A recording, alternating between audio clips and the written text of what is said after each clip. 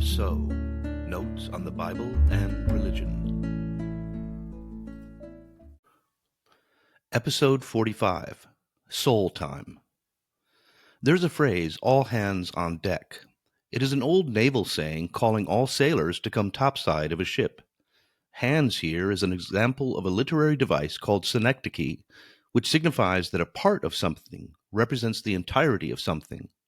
Accordingly, the word hand in the phrase represents the whole person. I offer an explanation. On a large sailing ship, many able persons' hands were needed. Sails, rigging, tiller, maybe even cannon. Hands were needed. That meant people. Should a ship sink and everyone on board perish, it might be said that there was the loss of all souls. Here the sense is that a departed soul signifies the whole person. Another synecdoche. The origins of the word soul are not entirely clear, but as a term designated the unseen and eternal part of a person as opposed to the visible body, it generally parallels the words ghost, of Germanic origin, spirit, of Latin origin, psyche, of Greek origin, compare Matthew 10:28, and nephesh, of Hebrew origin. The Hebrew word nephesh literally means throat. We see this clearly in some biblical passages. In Genesis 2:7, for example, God builds the body of the man and then breathes into him the breath of life, making him a living throat or soul.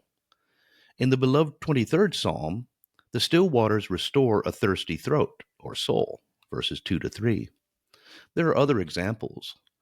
Words, food, water, breath of life, things that sustain or communicate, pass through one's throat.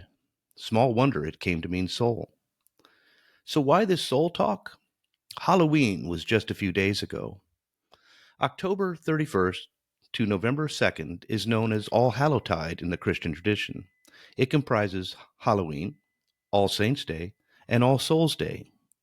Of these 3 days, some people might be aware only of Halloween, the first of 3 days of special consideration of the dead, both of saintly spirits and of the souls of the departed faithful.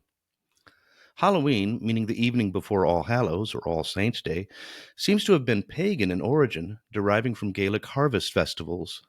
It has become quite secular, with costumes and the handing out of candies. Treat giving, however, may have a Christian origin in the soul cakes of All Hallowtide.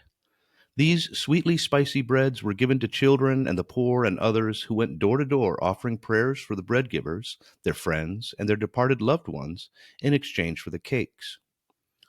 Back to Hebrew nephesh. I had a professor who shared that some ancient underground tombs in the Holy Land had pipes or vents leading to the surface. He shared what he had heard. Through such a pipe, the living might share prayers and offer gifts of food to the dead. He said the pipe had a fitting name, nephesh, the soul pipe. And so, the Hebrew word nephesh is an interesting synecdoche, a part representing the whole. With a living throat, we eat, drink, breathe, speak, we commune, we live, we continue on. You have one. Something to think about. An aircraft declaring an emergency is asked for the number of souls on board. It is late fall, winter is coming. What does your soul have to say about the reality of death? Print and ebook editions of And So, Notes on the Bible and Religion are available on Amazon. More information on my work may be found at jasoncdikehouse.com.